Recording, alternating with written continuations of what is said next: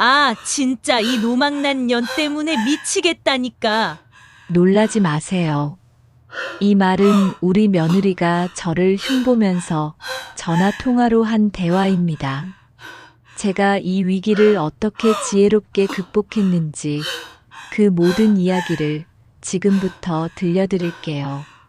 본격적인 이야기 시작 전 무료로 할 수 있는 구독과 좋아요 부탁드립니다. 지금부터 이야기 재미있게 들으시고 스트레스 푸시고 항상 건강하세요. 안녕하세요. 저는 강말순입니다. 올해 71죠. 27에 시집와서 45해를 이 동네에서 살았습니다. 그중 25해는 초등학교 급식실에서 밥을 지었어요. 5천 명이 넘는 아이들 밥을 제 손으로 지었습니다. 그날도 저는 부엌에 있었어요. 저녁 6시 반쯤이었을 겁니다. 냄비에서 된장찌개가 보글보글 끓고 있었죠. 저는 국자로 간을 보고 있었습니다. 조금 싱거운 것 같아서 국간장을 한 방울 더 떨어뜨렸어요. 거실에서 며느리 윤서진의 목소리가 들렸습니다. 응, 나 지금 집에 있어. 아, 진짜 이 노망난 년 때문에 미치겠어. 손이 멈췄습니다. 국자를 든 채로요. 누구 얘긴가 싶었죠. 윤서진은 계속 전화를 하고 있었습니다. 맨날 부엌에서 뭐 하는지도 모르겠고, 밥은 또 왜 그렇게 많이 하는지, 혼자 사는 것도 아니고, 가슴이 철렁했습니다. 나한테 하는 말이구나. 알았죠. 그런데 믿고 싶지 않았습니다. 저는 조용히 불을 줄이고 앞치마를 벗었습니다. 거실로 나갔어요. 윤서진은 소파에 앉아 휴대폰을 보고 있었습니다. 저를 보더니 화들짝 놀라는 표정을 지었죠. 아, 어머님. 언제 나오셨어요? 찌개 간 봐봐. 내가 좀 싱겁게 했나 싶어서. 네, 알겠습니다. 윤서진은 웃으며 일어났습니다. 그 웃음이 이상하게 차갑게 느껴졌어요. 저는 소파 팔걸이에 놓인 윤서진의 휴대폰을 봤습니다. 화면이 켜져 있었죠. 전화 목록이 보였습니다.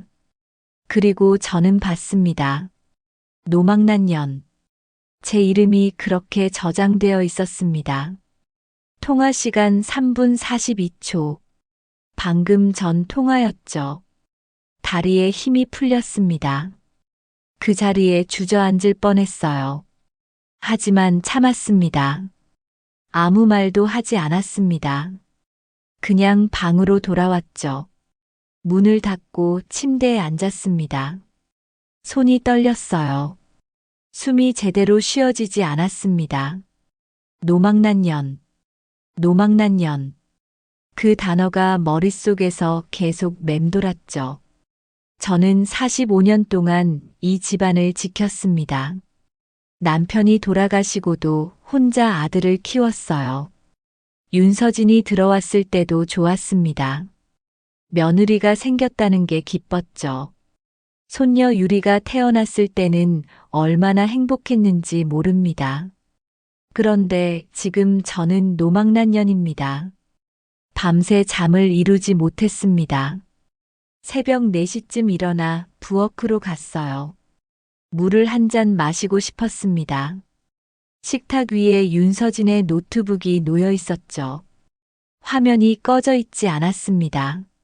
화면에는 부동산 사이트가 열려 있었습니다. 우리 집 주소가 검색되어 있었어요. 재개발 예정 지역, 예상 보상금, 분양권 전매 시세. 손이 차가워졌습니다. 저는 방으로 돌아와 서랍을 열었습니다. 오래된 공책 한 권을 꺼냈어요. 초등학교 급식실에서 쓰던 급식일지였습니다. 퇴직할 때 가져온 거죠. 빈 페이지가 많이 남아 있었습니다. 펜을 들었습니다. 그리고 썼습니다.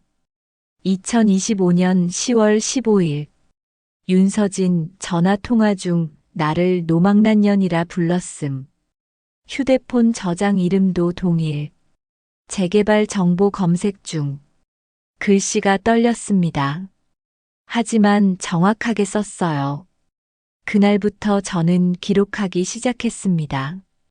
급식실에서 25년간 배운 게 있다면 바로 이거였습니다. 밥은 정확한 불 조절과 시간이 필요하다는 것. 그리고 기록이 없으면 책임질 수 없다는 것. 저는 폐품이 아닙니다. 밥은 식으면 다시 데우면 되죠. 그런데 사람도 그러면 안 될까요? 저는 그날 다시 불을 켜기로 했습니다. 10월 16일 아침이었습니다. 저는 평소처럼 새벽 5시 반에 일어났어요. 급식실에서 일할 때 몸에 밴 습관이죠. 조용히 부엌으로 나갔습니다. 밥을 지었습니다. 냄비에 쌀을 씻어 넣고 물을 부었어요. 손가락 한마디 높이만큼이요. 정확하게 불을 켰습니다. 센 불로 끓이다가 보글보글 끓어오르면 약한 불로 줄이는 거죠. 15분 뜸 들이고 나면 완성입니다. 밥 짓는 동안 저는 급식 일지를 폈습니다. 어젯밤 일을 더 자세히 적었어요. 윤서진, 오후 6시 20분경 전화 통화. 노망난년 때문에 미치겠다는 표현 사용. 통화 상대 미상. 통화 종료 후 노트북으로 재개발 정보 검색. 글을 쓰는데 손이 떨리지 않았습니다. 차분했어요. 급식 일지를 쓸 때처럼요. 아침 7시쯤 윤서진이 일어났습니다. 거실로 나오더니 대충 인사를 했죠. 어머님 주무셨어요? 응, 잘 잤어. 아, 벌써 밥 하셨네요. 2시면 제가 할 텐데. 괜찮아. 일찍 일어나서. 윤서진은 웃었습니다. 어제와 똑같은 웃음이었어요. 아무 일도 없었다는 듯이요. 저는 밥상을 차렸습니다. 된장찌개, 김치, 계란말이. 윤서진은 맛있게 먹는 척했죠. 아들 현수도 출근 준비를 하며 밥을 먹었습니다. 손녀 유리는 학교 갈 준비를 했어요. 평범한 아침이었습니다. 하지만 저는 알고 있었습니다. 이 평범함이 거짓이라는 걸요. 오전 10시쯤 집에 혼자 있을 때였습니다. 윤서진은 외출했고 현수도 회사에 갔죠. 유리는 학교에 있었습니다. 저는 윤서진의 방으로 갔습니다. 심장이 쿵쿵 뛰었어요. 떨렸지만 문을 열었습니다. 책상 위에 서류가 있었습니다. 재개발 조합 가입 신청서였어요. 우리 집 주소가 적혀 있었습니다. 그리고 동일한에는 제 이름이 인쇄되어 있었죠. 아직 도장은 찍히지 않았습니다. 휴대폰을 꺼냈습니다. 손이 떨렸지만 사진을 찍었어요. 1장, 2장, 3장. 정확하게요. 서랍을 열었습니다. 통장이 여러 권 있었어요. 그중 하나에 포스트잇이 붙어 있었습니다. 시어머니 명의 변경 예정이라고 적혀 있었죠. 또 찍었습니다. 증거를 남겼어요. 방에서 나와 제 방으로 돌아왔습니다. 급식 일지를 펴고 방금 본 것들을 적었습니다. 날짜, 시간, 내용. 정확하게요. 오후에 경로당에 갔습니다. 박춘자 언니를 만나러요. 춘자 언니는 저와 같은 학교 급식실에서 일했던 분입니다. 지금은 경로당 회장을 하고 있죠. 말순아, 왜 이렇게 안색이 안 좋아? 춘자 언니가 물었습니다.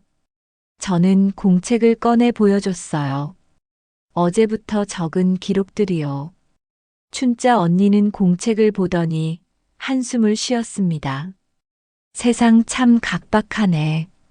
그래도 말순아 잘했어. 기록해둔 거. 언니, 이게 무슨 소용이 있을까? 있지. 세상은 밥보다 차가워. 말로만 하면 안 믿어. 증거가 있어야 해. 춘자 언니는 경로당 사무실로 저를 데려갔습니다. 컴퓨터를 켜더니 무언가를 검색했어요. 여기 봐. 노인 재산 강탈 관련 법률 상담 사이트야. 여기 전화번호 받아 적어. 저는 메모장에 번호를 적었습니다. 공익 변호사 사무실이었어요. 그리고 말수나 앞으로 집에서 대화할 때 녹음기 켜둬. 휴대폰 녹음 기능 말이야. 그게 증거가 돼? 당연하지. 법적으로 인정돼. 내 말 잘 들어. 밥도 증거도 눌러야 읽는 거야. 집으로 돌아오는 길에 저는 생각했습니다. 춘자 언니 말이 맞았어요. 저는 25년간 급식실에서 일하면서 배웠습니다. 정확한 기록 없이는 아무것도 증명할 수 없다는 걸요. 저녁 때 윤서진이 돌아왔습니다. 장을 봐왔다고 했죠. 저는 저녁을 준비했습니다. 윤서진이 거실에서 현수와 통화하는 소리가 들렸어요. 저는 조용히 휴대폰을 꺼내 녹음 버튼을 눌렀습니다. 여보, 어머님 통장 정리 언제 할 거야? 재개발 들어오면 빨리 처리해야 한다니까. 현수의 목소리는 들리지 않았지만 윤서진의 대답은 분명했습니다. 알았어. 다음 주까지 도장 받아낼게. 걱정 마. 녹음을 멈췄습니다. 파일을 저장했어요. 날짜와 시간이 자동으로 기록됐습니다. 그날 밤 급식일지에 또 적었습니다. 10월 16일 오후 6시 40분. 윤서진 현수와 통화 중 내 통장 정리 계획 언급. 녹음 파일 저장 완료. 밥 짓기는 정확한 시간과 온도가 필요합니다. 너무 세게 끓이면 타고 너무 약하면 설익죠. 사람도 마찬가지였습니다. 저는 이제부터 정확하게 불을 조절할 겁니다. 10월 20일이었습니다. 토요일 오후였죠. 윤서진이 갑자기 말했습니다. 어머님, 오늘 유리 학예회 가시죠? 제가 영상 좀 찍어도 될까요? 영상?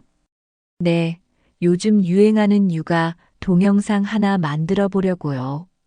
할머니랑 손녀 일상 이런 거요. 저는 고개를 끄덕였습니다. 거절할 이유가 없었죠.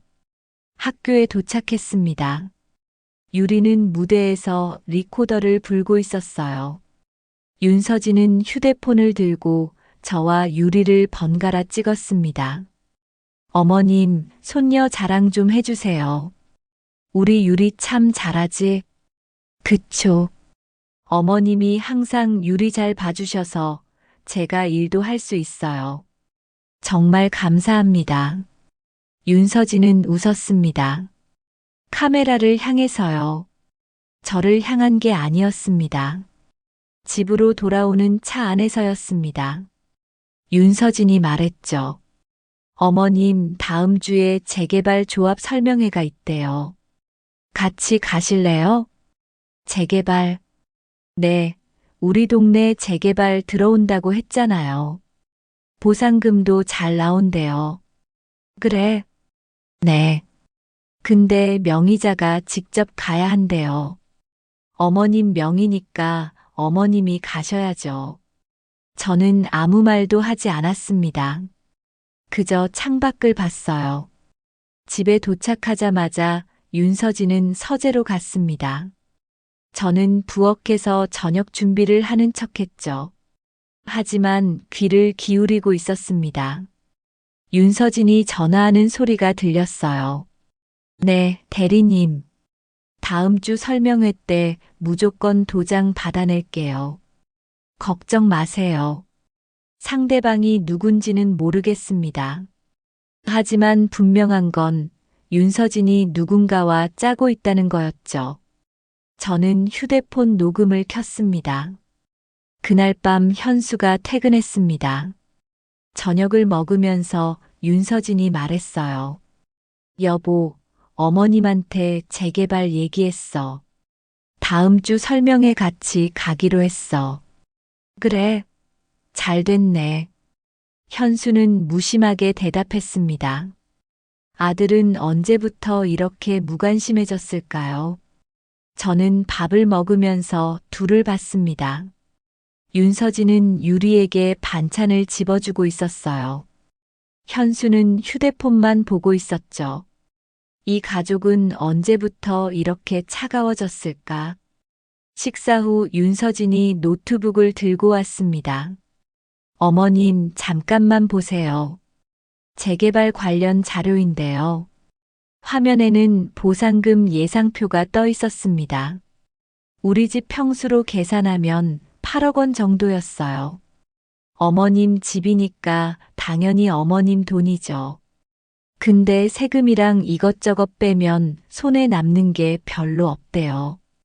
그래서 명예 이전을 좀 하면 절세가 된대요. 명예 이전? 네, 현수 이름으로 일부, 유리 이름으로 일부 이렇게요. 그럼 증여세를 아낄 수 있어요.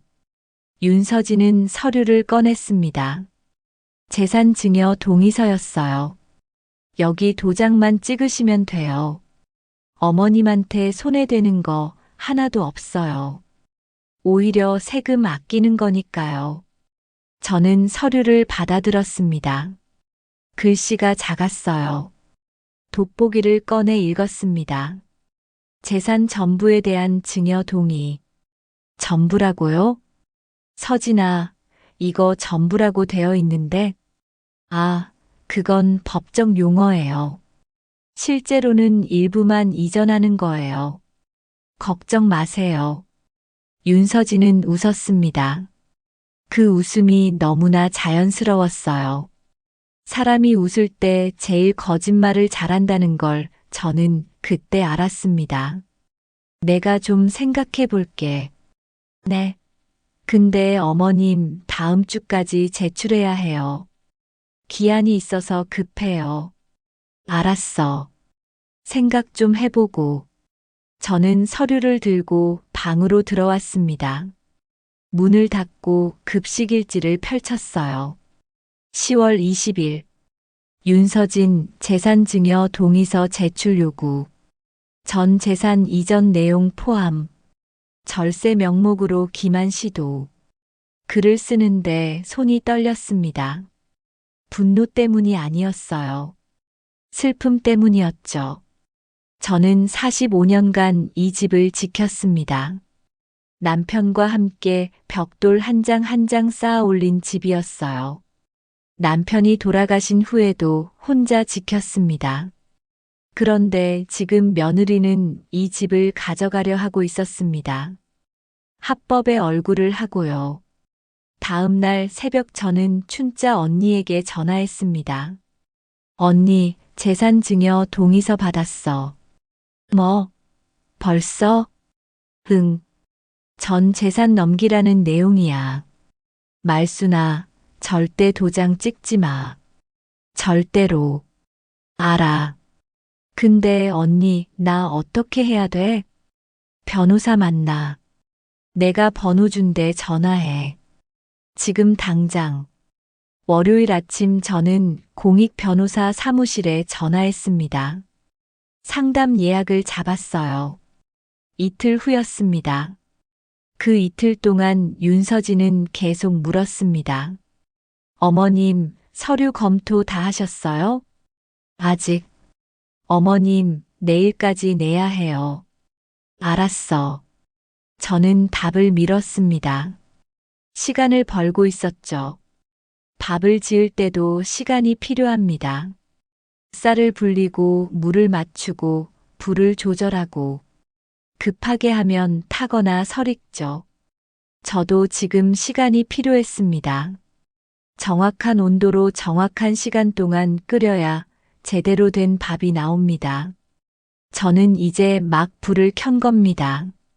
10월 23일 수요일이었습니다. 오전 10시에 변호사 사무실에 도착했어요. 이정우 변호사라는 분이 저를 맞아주었습니다. 30대 중반쯤 되어 보였죠. 어르신, 편하게 앉으세요. 어떤 일로 오셨어요? 저는 준비해온 급식 일지와 휴대폰을 꺼냈습니다. 녹음 파일도 준비했어요. 제 며느리가 제 재산을 가져가려고 해요. 자세히 말씀해 주시겠어요? 저는 차근차근 설명했습니다. 며느리가 휴대폰에 저를 노망난년으로 저장된 것부터 시작해서 재개발 서류, 녹음 파일까지 모두요. 이정우 변호사는 제 이야기를 듣더니 고개를 끄덕였습니다. 어르신, 지금 상황은 매우 심각합니다. 이건 사기에 가까워요. 제가 뭘 할 수 있을까요? 여러 방법이 있습니다. 가장 확실한 건 가족 신탁이에요. 신탁이요? 네. 어르신의 재산을 신탁 계약으로 보호하는 거예요. 어르신이 살아계시는 동안은 어르신이 모든 권한을 가지시고 나중에는 어르신이 지정한 사람에게만 상속되게 하는 겁니다. 그럼 며느리는요? 며느리는 아무것도 할 수 없습니다. 법적으로 보호되니까요. 저는 숨을 깊이 들이마셨습니다. 희망이 보였어요. 그리고 어르신, 거주권도 설정하세요. 어떤 일이 있어도 어르신은 그 집에서 계속 사실 수 있습니다. 비용은 얼마나 들어요? 공익사건으로 처리하면 최소 비용만 받습니다. 어르신 같은 경우는 긴급하니까 빨리 진행할게요. 일주일이 걸렸습니다. 그 일주일 동안 저는 윤서진의 재촉을 받았어요. 어머님, 서류 아직도 안 내셨어요? 기한 지났는데요. 미안해. 내가 글씨가 잘 안 보여서. 제가 읽어드릴까요? 아니야. 내가 천천히 볼게. 10월 30일 금요일이었습니다. 이정우 변호사에게서 연락이 왔어요. 어르신, 신탁 등기 완료됐습니다. 이제 어르신 재산은 법적으로 보호받습니다. 감사합니다. 그리고 수익자를 손녀분으로 설정하셨죠? 잘하셨어요. 나중에 손녀분이 성인이 되면 자동으로 상속됩니다. 전화를 끊고 저는 한참을 앉아 있었습니다. 가슴이 뛰었어요. 두려움 반, 안도감 반이었죠. 그날 저녁 윤서진이 다시 서류를 들고 왔습니다. 어머님, 정말 오늘 안에 내야 해요. 안 그러면 재개발 보상 못 받아요. 저는 서류를 받아들었습니다. 그리고 찢었어요. 어머님, 뭐 하시는 거예요? 윤서진이 소리쳤습니다. 저는 차분하게 말했죠. 나 이미 신탁 설정했어. 네. 신탁이요? 응. 내 재산은 이제 유리한테 가. 너희는 못 건드려. 윤서진의 얼굴이 새하얗게 변했습니다. 어머님, 그게 무슨 말씀이세요? 내가 바보 같아 보였지? 노망난 년처럼. 윤서진이 움찔했습니다. 어머님, 그건 내 휴대폰에 내가 어떻게 저장되어 있는지 알아. 다 봤어. 어머님, 오해예요. 제가 설명할게요. 설명은 됐어. 나 변호사 만났어. 법적으로 다 처리했고. 저는 가방에서 서류를 꺼냈습니다. 신탁 증서였어요. 윤서진에게 내밀었습니다. 이게 뭐예요? 가족 신탁 계약서야. 내 재산은 이제 유리 명의로 넘어가. 유리가 25살 되면 자동으로 상속돼. 그리고 나는 죽을 때까지 이 집에 살아. 거주권도 설정했거든. 윤서진은 서류를 보더니 손이 떨렸습니다. 어머님, 가족끼리 이래요? 이게 말이 돼요? 가족? 저는 웃었습니다. 쓴웃음이었죠. 가족이면 시어머니를 노망난년으로 저장해. 가족이면 몰래 재산 서류 준비해. 그건 제가 잠깐 화나서. 녹음도 다 있어. 현수랑 통화한 거. 내 통장 정리한다고 한 거. 윤서진의 얼굴이 일그러졌습니다. 더 이상 웃지 않았어요. 어머님은 혼자 사실 수 있어요? 누가 밥 해드리고 누가 병원 모시고 다녀요? 내가 알아서 해. 정말 이러실 거예요? 너희가 날 어떻게 대했는데 내가 어떻게 하겠니? 윤서진은 서류를 집어던졌습니다. 그리고 방으로 들어가 버렸죠. 저녁 7시쯤 현수가 퇴근했습니다. 윤서진이 달려나가더니 울먹이는 목소리로 말했어요. 여보, 어머님이 신탁 설정하셨대. 우리는 아무것도 못 받아. 현수가 저를 봤습니다. 엄마, 그게 무슨 말이에요? 내 재산은 내가 알아서 한다. 근데 갑자기 왜 이러세요? 우리가 뭘 잘못했어요? 저는 휴대폰을 꺼냈습니다. 녹음 파일을 재생했어요. 윤서진의 목소리가 흘러나왔습니다. 이 노망난년 때문에 미치겠어.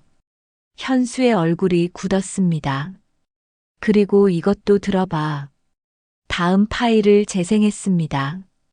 어머님 통장 정리 언제 할 거야? 다음 주까지 도장 받아낼게. 현수는 아무 말도 하지 못했습니다. 현수야, 나는 내 엄마야. 너를 낳아서 키웠어. 아빠 돌아가시고 혼자 너 대학 보냈어. 그런데 지금 나한테 뭘 하려는 거니? 엄마, 남처럼 굴어야 내 집이 남더라. 그래서 이렇게 하는 거야.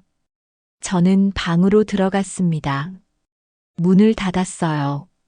그날 밤 거실에서 윤서진과 현수가 싸우는 소리가 들렸습니다. 당신이 어머님 잘 모시라고 했잖아. 내가 언제 저렇게 하라고 했어? 지금 무슨 소리야? 당신이 재개발 얘기 꺼낸 거잖아. 소리가 점점 커졌습니다. 유리가 우는 소리도 들렸어요. 저는 귀를 막았습니다. 가슴이 아팠어요. 하지만 돌이킬 수 없었습니다. 밥을 지을 때도 그렇습니다. 일단 불을 켜면 중간에 멈출 수 없어요. 끝까지 가야 합니다. 안 그러면 서리거나 타버리죠. 저는 이미 불을 켰습니다. 이제 끝까지 가야 했어요. 돌이킬 수 없이. 11월 2일 토요일 새벽이었습니다. 저는 사시에 잠에서 깼어요. 다시 잠들 수 없었죠. 부엌으로 나갔습니다. 불을 켜지 않았어요. 달빛만으로도 충분했습니다. 찬장을 열었습니다. 제일 아래 칸이었죠. 거기에는 옛날 급식실에서 쓰던 스테인리스 식판이 있었어요. 퇴직할 때 기념으로 가져온 겁니다. 식판을 꺼냈습니다. 무거웠어요. 싱크대에 놓고 물을 틀었습니다. 차가운 물이 손을 적셨죠. 수세미로 닦기 시작했습니다. 이미 깨끗했지만 다시 닦았어요. 구석구석 정성스럽게요. 이 식판 위에 수천 명의 밥을 올렸습니다. 아이들 밥이요. 매일 아침 5시에 출근해서 밥을 지었죠. 400인분. 한 명도 굶기지 않으려고 정확하게 계량했습니다. 식판을 닦으면서 생각했습니다. 나는 평생 누군가를 먹였어요. 남편을 먹이고 아들을 먹이고 며느리를 먹이고 손녀를 먹였죠. 학교 아이들도 먹였습니다. 그런데 지금 저는 노망난년이 되어버렸습니다. 식판을 마르게 닦았습니다. 그리고 그 아래 공간에 서류 봉투를 넣었어요.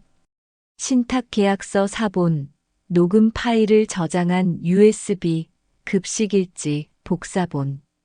모두 비닐로 싸서 넣었습니다. 식판을 다시 올려놓았습니다. 찬장문을 닫았어요. 오늘은 스스로 내 명예를 지킨다. 작은 목소리로 혼잣말을 했습니다.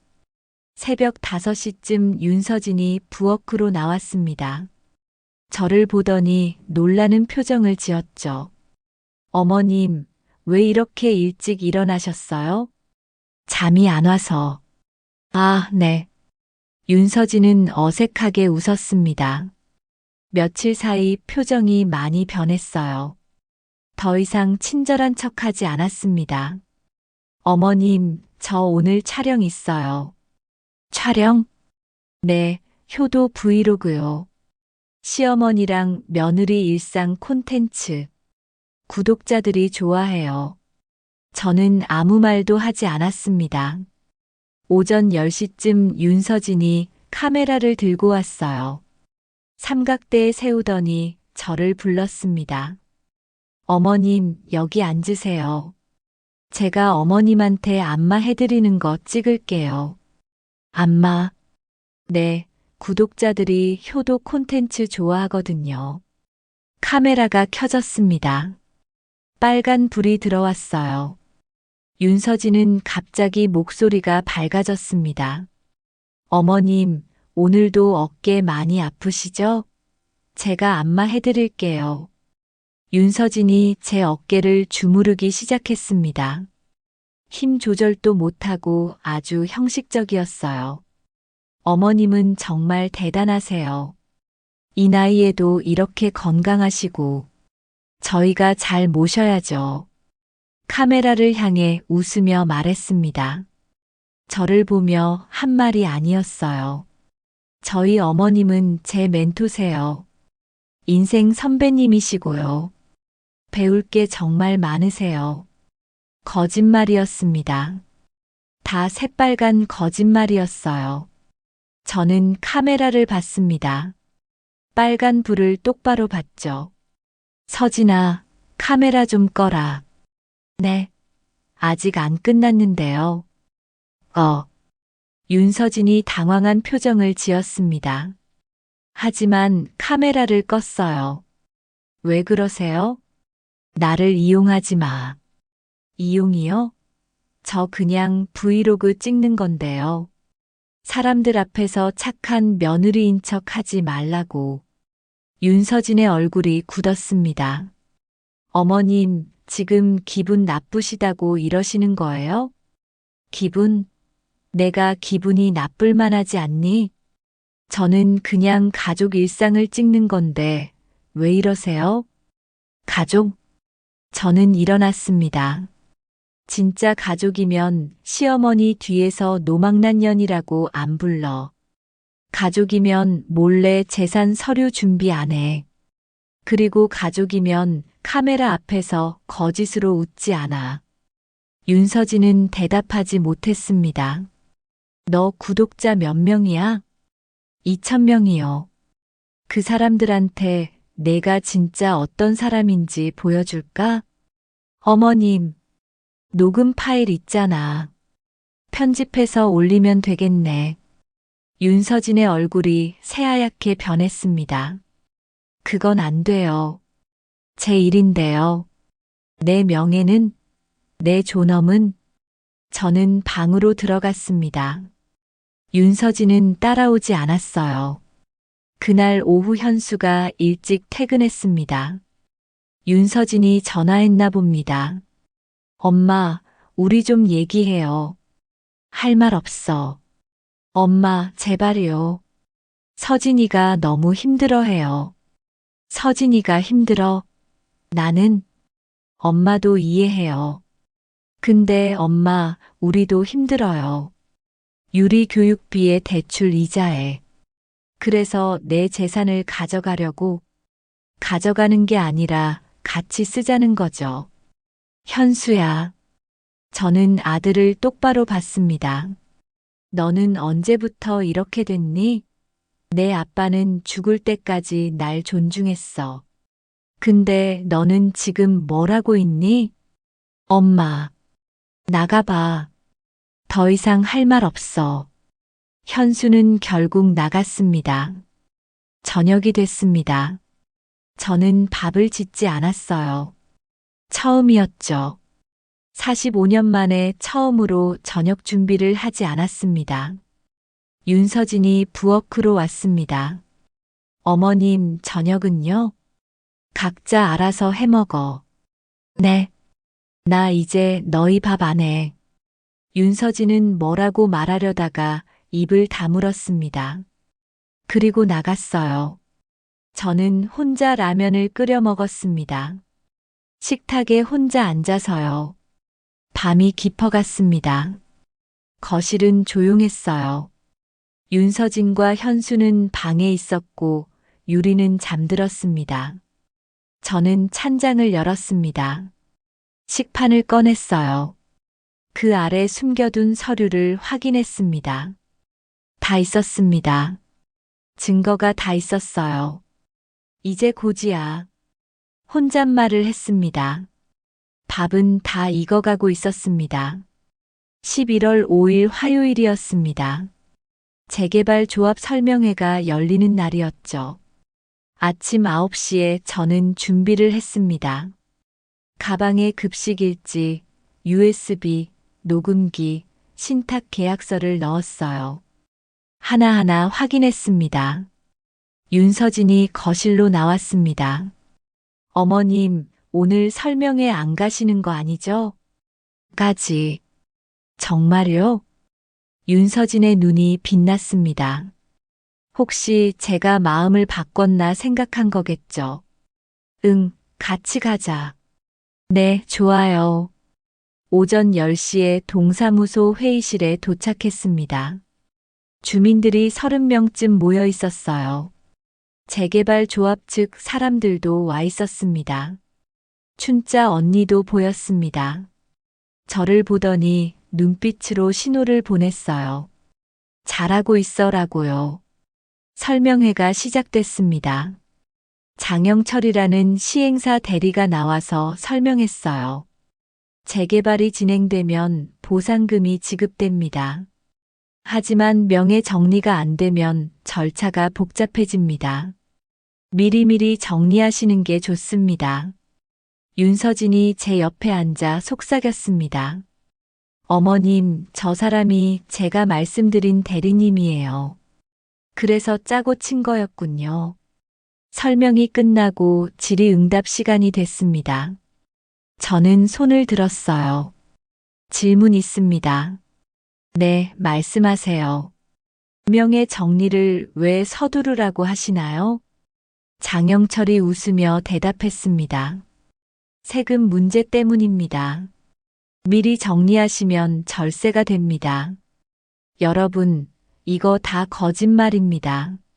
순식간에 회의실이 조용해졌습니다. 네. 뭐라고요? 저 변호사 상담받았어요. 명예 정리는 재개발하고 상관없습니다. 오히려 서두르면 증여세만 더 내요. 장영철의 얼굴이 굳었습니다. 그건 케이스마다 다릅니다. 아니요. 당신이 우리 며느리랑 짜고 치는 거 다 압니다. 윤서진이 벌떡 일어났습니다. 어머님, 지금 뭐 하시는 거예요? 저는 가방에서 급식일지를 꺼냈습니다. 테이블 위에 놓았어요. 이게 뭔지 알아? 공책이잖아요. 급식일지야. 나 25년간 급식실에서 일하면서 쓴 거지. 그리고 요즘엔 이걸로 모든 일을 기록했어. 급식일지를 폈습니다. 10월 15일 페이지였어요. 10월 15일.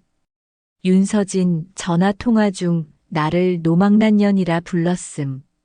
휴대폰 저장 이름도 노망난년. 주민들이 웅성거리기 시작했습니다. 윤서진의 얼굴이 빨개졌습니다. 어머님, 그건 오해예요. 오해? 저는 휴대폰을 꺼냈습니다. 바로 녹음 파일을 재생했어요. 이 노망난 년 때문에 미치겠어. 윤서진의 목소리가 회의실에 크게 울려 퍼졌습니다. 어머님, 통장 정리 언제 할 거야? 다음 주까지 도장 받아낼게. 회의실이 술렁였습니다. 주민들이 모두 윤서진을 쳐다봤어요. 그리고 이것도 있어. USB를 꺼냈습니다. 재산증여 동의서 사진, 윤서진이 장 대리랑 통화한 녹음 다 있어요. 장영철이 일어났습니다. 이건 사생활 침해입니다. 그때 뒤에서 목소리가 들렸습니다. 아닙니다. 문소연 구청 복지 담당자였어요. 제가 미리 연락해둔 사람이죠. 노인 재산 강요는 형사처벌 대상입니다. 지금 증거가 명확하게 나왔네요. 문소연이 앞으로 나왔습니다. 서류를 꺼내더니 테이블에 놓았어요. 강말순 어르신, 이거 고소장입니다. 서명하시겠어요? 저는 고소장을 받습니다. 손이 떨렸어요. 윤서진이 울먹이며 말했습니다. 어머님, 제발요. 가족인데 이러시면 안 돼요. 가족? 저는 윤서진을 똑바로 봤습니다. 너는 나를 가족으로 본 적이 없어. 나는 너한테 그냥 돈줄이었지. 아니에요. 그럼 이건 뭐야? 저는 휴대폰을 윤서진 앞에 들이밀었습니다. 노망난 년 저장 화면이었어요. 이게 내가 나를 부른 이름이야. 윤서진은 대답하지 못했습니다. 저는 고소장에 서명했습니다. 천천히 정확하게요. 밥은 식어도 다시 데우면 돼. 근데 사람은 한 번 태우면 못 먹어. 너는 나를 태웠어. 회의실을 나왔습니다. 춘자 언니가 따라 나왔어요. 말순아, 잘했어. 언니, 나 떨려. 괜찮아. 이제 끝이야. 하지만 끝이 아니었습니다. 진짜 끝은 이제부터였죠. 11월 7일 목요일 새벽이었습니다. 저는 4시에 일어났어요. 부엌으로 갔습니다. 불을 켰습니다. 가스레인지 불꽃이 파랗게 타올랐죠. 냄비에 쌀을 씻어 넣었습니다. 물을 부었어요. 손가락 한마디 높이. 정확하게요. 밥 짓는 소리가 들렸습니다. 보글보글. 익숙한 소리였어요. 40년 넘게 들어온 소리였습니다. 현관문이 열리는 소리가 들렸습니다. 윤서진이었어요. 큰 캐리어를 끌고 나가고 있었습니다. 어디 가니? 윤서진이 멈춰 섰습니다. 돌아보지 않았어요. 친정에 가요. 언제 올 건데? 모르겠어요. 유리는? 현수가 돌볼 거예요. 윤서진은 그대로 나갔습니다. 문이 닫히는 소리가 들렸죠. 저는 밥을 저었습니다. 뜸을 들이고 있었어요. 오전 8시쯤 현수가 일어났습니다. 부엌으로 왔죠. 엄마, 서진이 나갔어요? 응. 엄마 때문이에요. 나 때문? 저는 불을 끄고 현수를 봤습니다. 현수야, 너는 지금까지 뭘 본 거니? 엄마가 너무하시잖아요. 신탁 설정에 고소까지 하시고. 너무한 건 나야? 엄마가 이해해줘야죠. 우리도 살아야죠. 내 재산 빼앗아서 사는 게 사는 거니? 현수는 대답하지 못했습니다. 현수야, 너 아빠가 돌아가시던 날 기억나? 아빠가 내 손잡고 말했어. 여보, 현수 잘 키워줘서 고마워. 당신은 정말 좋은 사람이야. 그렇게 말했어. 목이 메었습니다. 나는 좋은 사람이 되려고 평생 살았어. 근데 지금 나한테 남은 게 뭐니? 노망난년이라는 이름이야. 엄마, 나가봐. 나 혼자 있고 싶어. 현수가 나갔습니다. 저는 밥뚜껑을 열었습니다. 김이 모락모락 올라왔어요. 완벽하게 익었습니다. 밥을 푸고 혼자 먹었습니다. 김치 한 조각이랑요. 눈물이 주르륵 흘렀습니다. 맛이 없었습니다. 밥은 분명 완벽했는데 맛이 없었어요. 오후에 우편함을 확인했습니다. 법원에서 등기가 왔어요. 신탁 완료 통지서였습니다. 서류를 들고 방에 들어갔습니다. 책상에 앉아서 봉투에 넣었어요. 유리 이름을 적었습니다. 사랑하는 우리 유리에게. 할머니가. 그날 저녁 윤서진이 돌아왔습니다. 얼굴이 퉁퉁 부어 있었어요. 거실에서 마주쳤습니다. 서진아. 앉아봐. 윤서진이 주저하다가 소파에 앉았습니다. 나한테 할 말 없니? 어머님이야말로. 네. 어머님은 저를 이해하려고 하셨어요? 제가 얼마나 힘든지 아세요? 힘들면 시어머니를 노망난년이라고 불러도 돼. 그건 뭐, 변명이라도 해봐. 윤서진이 고개를 들었습니다. 눈에 눈물이 고여 있었어요. 저도 사람이에요. 매일 눈치 보면서 사는 게 얼마나 힘든지 아세요? 그래서 내 재산을 빼앗으려고. 빼앗는 게 아니에요. 같이 살려고 했던 거예요. 거짓말. 저는 휴대폰을 꺼냈습니다. 너장 대리랑 통화한 거 다 녹음되어 있어. 보상금 나오면 반반씩 나누기로 했지? 윤서진의 얼굴이 굳었습니다. 이건 배신이에요. 배신? 저는 웃었습니다. 씁쓸한 웃음이었죠. 배신은 시어머니를 노망난년이라고 저장한 거지. 배신은 시어머니 몰래 재산 서류 준비할 때 하는 거고. 넌 이미 날 배신했어. 윤서진이 울기 시작했습니다. 어머님, 제발 용서해 주세요. 못해. 진짜 안 돼요? 응. 넌 나한테 용서받을 자격이 없어. 윤서진이 방으로 들어갔습니다. 저는 부엌으로 갔습니다. 냄비에 물을 올렸어요. 보글보글 끓는 소리가 들렸습니다. 밥이 다 익었습니다. 이제 불을 꺼야 할 시간이었어요. 11월 15일이었습니다. 일주일이 지났죠. 윤서진과 현수는 집을 나갔습니다.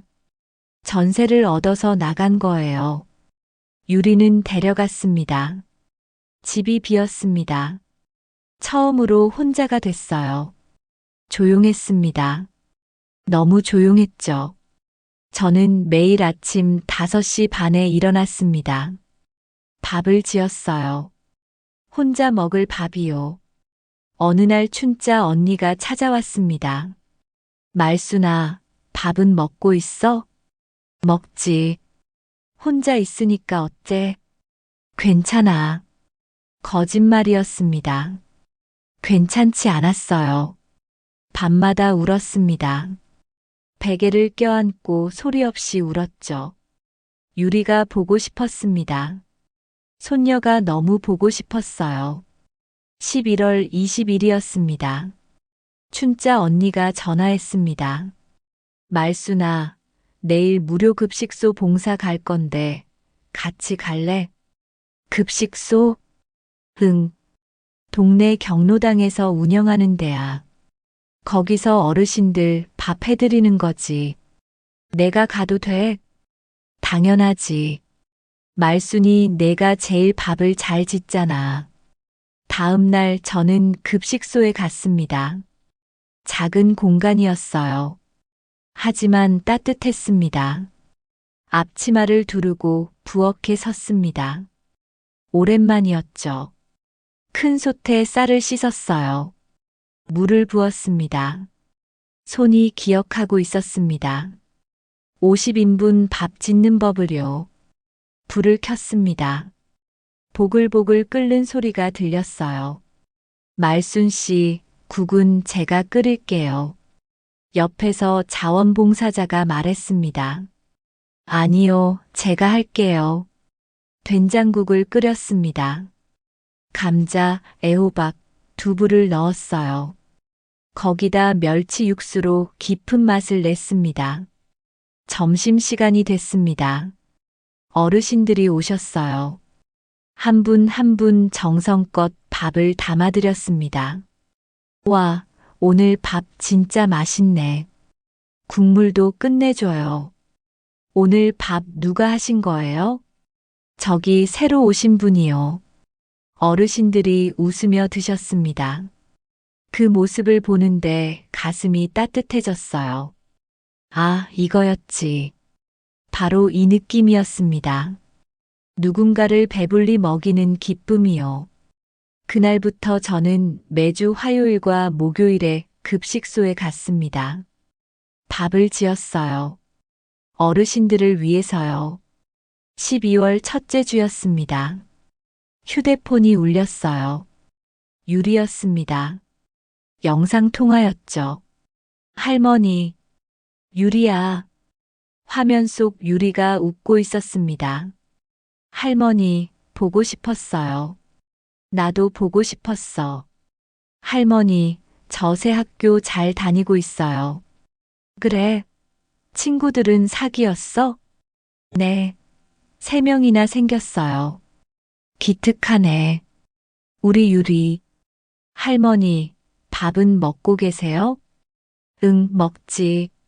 할머니가 해주신 밥 먹고 싶어요. 목이 메었습니다. 참았어요. 유리야, 할머니가 이따 밥 지을 건데 사진 찍어 보내줄게. 정말요? 응. 할머니 사랑해요. 나도 사랑해. 전화를 끊고 한참을 앉아 있었습니다. 눈물이 났어요. 슬픈 눈물은 아니었습니다. 오후에 밥을 지었습니다. 정성껏 지었어요. 완성되고 나서 사진을 찍었습니다. 유리에게 보냈죠. 할머니가 오늘 지은 밥이야. 온도가 딱 75도야. 식지도 끓지도 않은 온도지. 유리가 답장을 보냈습니다. 할머니, 밥 너무 예뻐요. 저도 커서 할머니처럼 밥 잘 짓는 사람이 될래요. 저는 웃었습니다. 오랜만에 진짜로 웃었어요. 12월 15일이었습니다. 법원에서 연락이 왔어요. 윤서진에 대한 형사 고소가 기소유예로 끝났다고요. 초범이고 반성문을 제출했다는 이유였습니다. 춘자 언니가 물었습니다. 말순아, 속상하지? 아니, 괜찮아. 진짜? 응. 나는 이미 이 싸움에서 이겼어. 뭘? 내 자신을 지켜냈잖아. 춘자 언니가 제 손을 잡았습니다. 말순아, 넌 정말 강한 사람이야. 언니 덕분이야. 무슨 소리? 내가 혼자 한 거지. 그날 저녁 집에 돌아왔습니다. 조용했지만 외롭지 않았어요. 부엌에 섰습니다. 불을 켰어요. 밥을 지었습니다. 혼자 먹을 밥이요. 하지만 이제는 달랐습니다. 이 밥은 나를 위한 거였어요. 밥이 익는 동안 창밖을 봤습니다. 겨울 해가 지고 있었어요. 하늘이 주황빛으로 물들었습니다. 아름다웠습니다. 밥이 다 됐습니다. 뚜껑을 열었어요. 김이 피어올랐죠. 온도계를 꽂았습니다. 75도. 완벽했습니다. 밥을 떠서 그릇에 담았습니다. 김치 한 조각을 곁들였어요. 식탁에 앉아 숟가락을 들었습니다. 한 숟가락 떴습니다. 입에 넣었어요. 따뜻했습니다. 너무 뜨겁지도 너무 차갑지도 않았어요. 딱 적당한 온도였습니다. 이게 바로 제 온도였습니다. 휴대폰이 울렸습니다. 유리였어요. 할머니, 밥 다 됐어요? 응, 이제 딱 75도야. 75도가 뭐예요? 식지도 끓지도 않은 온도지. 사람이 먹기 딱 좋은 온도야. 할머니, 저도 할머니 밥 먹고 싶어요. 곧 같이 먹자. 할머니가 유리 제일 좋아하는 밥 해줄게. 좋아요, 약속이에요. 약속이야. 전화를 끊고 밥을 계속 먹었습니다. 창밖으로 눈이 내리기 시작했습니다. 첫눈이었어요. 저는 창가에 섰습니다. 눈을 바라봤죠. 생각했습니다. 나는 폐품이 아닙니다. 노망난년이라 불린 그날, 저는 다시 제 인생의 불을 켰습니다. 그리고 지금 저는 여전히 밥을 짓고 있습니다. 온전히 저를 위해서요. 그리고 언젠가 다시 만날 손녀를 위해서요. 밥은 식으면 다시 데울 수 있습니다. 사람도 그렇습니다. 나는 다시 데워졌습니다. 75도. 식지도 끓지도 않은 딱 좋은 온도로요. 지금까지 제 이야기 들어주셔서 감사드립니다. 오늘도 좋은 하루 보내시고 항상 건강하세요.